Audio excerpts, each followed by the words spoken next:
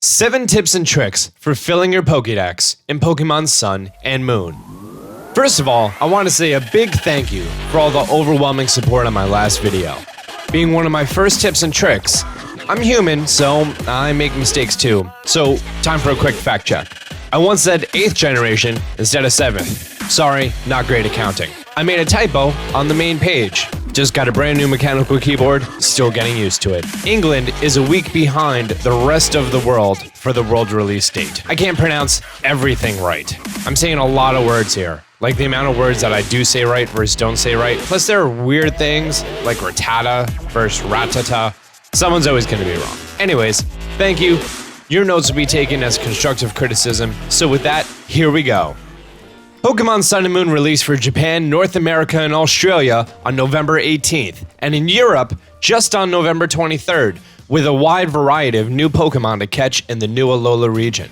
There are 78 new Pokemon to obtain in Generation VII, and a brand new 18 region variant Pokemon, with 15 being exclusive to each of the two versions. There are about 300 Pokemon to be caught in these two games spanning generations 1 through 7. Here's the 7 best tips and tricks for catching them all. Now these are going to be useful tips for seasoned veterans and players who are just starting in these two games, or if you're returning from a big span of playing.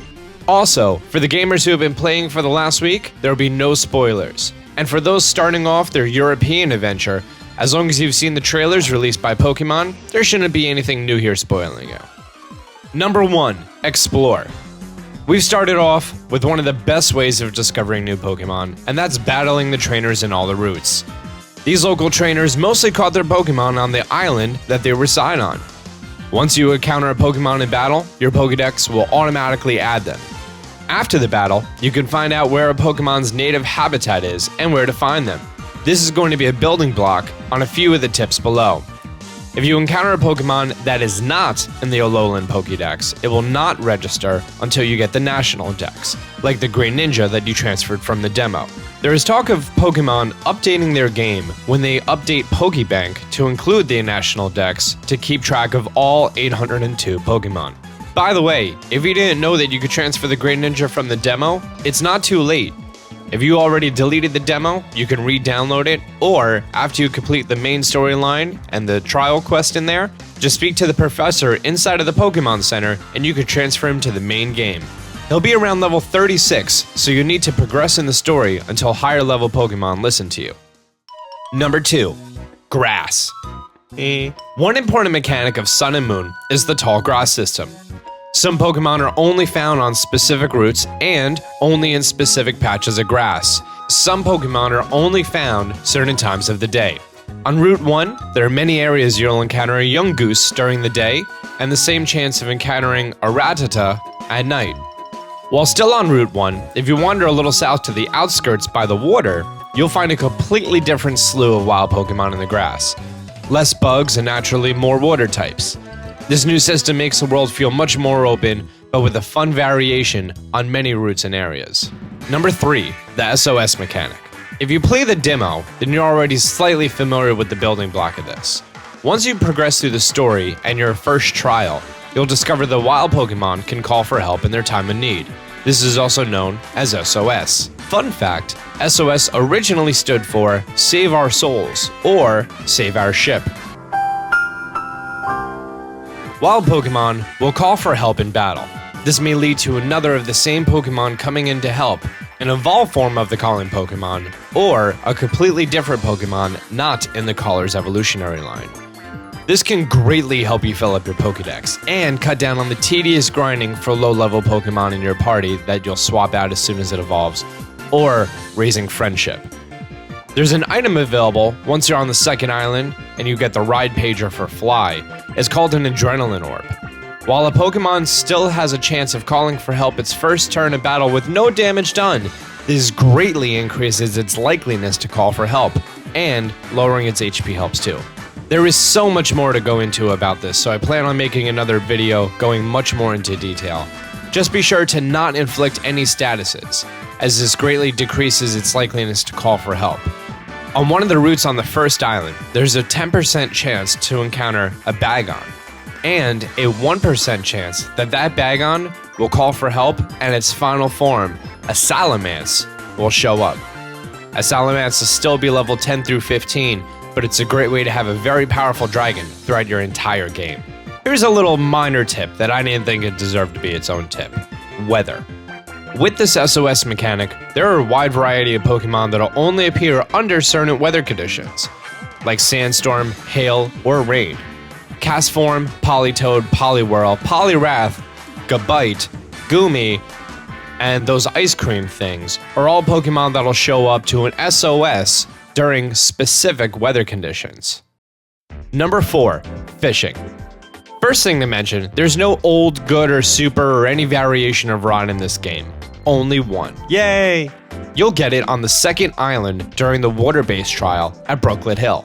If you check your Pokédex for a Pokemon that can only be found while fishing, it'll show you the exact location that you need to go fishing for it. Not so much if it's found inside of a location, like Brooklet Hill. Some Pokemon have a truly pathetic catch rate of 1%.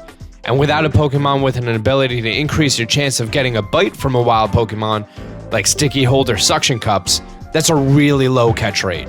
There's one important line of text that an NPC will say to you sometime in your journey, and it's about fishing areas that have little bubble rings floating on the surface. If you cast your line in one of these special rings, you'll have a better chance at encountering a rare Pokemon.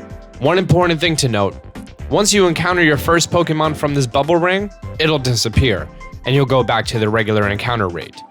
You'll need to zone out and back to reset, or save your game before casting a rod and soft resetting if it's not the catch that you want. For example, at Brooklet Hill, there's special fishing spots that increase your chance of finding a Feebas from 1% to 5%.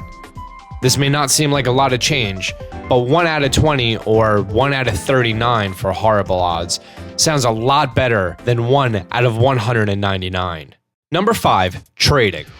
Once you get the ability to enter the Festival Plaza, you can access trading. And while trading to other previous generations is not supported, you can trade with other players of this generation, or yourself if you have 2 systems, especially if you picked up that new 3DS on Black Friday in America.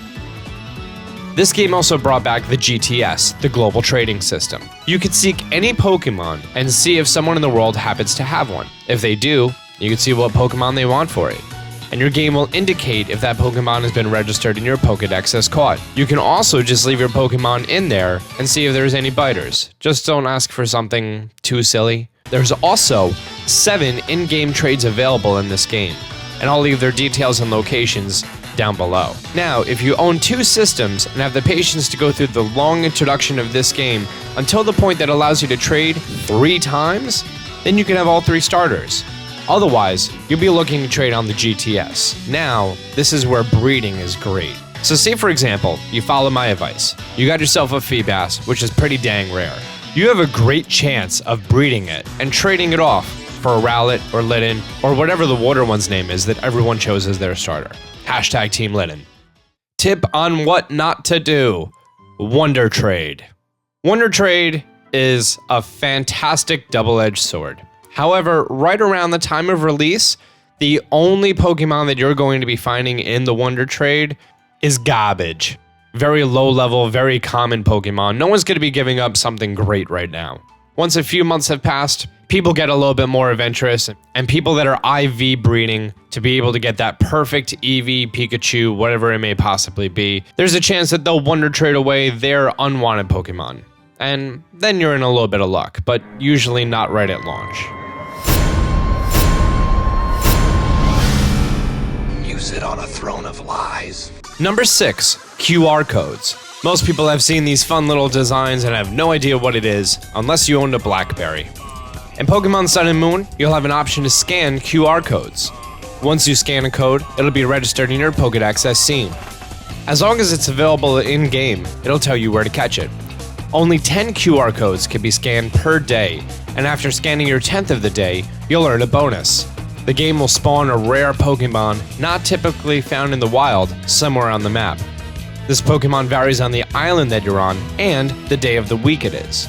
I found a Chikorita. Gen 2 remakes confirmed.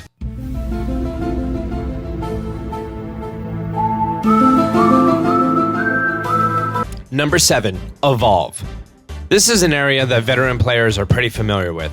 Most Pokemon will evolve naturally into its new form by leveling up, but a good amount of Pokemon only evolve in certain conditions. Your Pikachu will need a Thunderstone to evolve into that sexy new Alolan Raichu. And your Eevee that you found on Route 4 can evolve into a Flareon with a Fire Stone, Vaporeon with a Water Stone, or Jolteon with a Thunderstone. If Pokemon Go was your first game in the franchise, and now this is your first handheld game, it is nothing like the Pokemon Go game that you needed to give it a nickname for it to evolve into what you wanted it to. Some Pokemon need to be traded, like Graveler or Machop, and Generation 2 introduced the Night-Day evolution system. It also introduced Friendship evolution. This is common in baby Pokemon like Pichu, Magby, and Togepi. Your best place to check the evolutionary requirements is Google.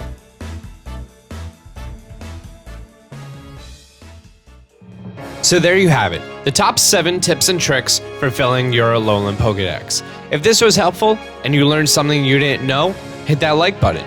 If you don't like the video, the sound of my voice, and the way I pronounce Rattata, you can hit that dislike button. I doubt it could be all 3. Leave your comments down below for any questions that may be troubling you on your journey, and be sure to smash that subscribe button for helpful videos for Pokemon Sun and Moon in the future. Austin John out.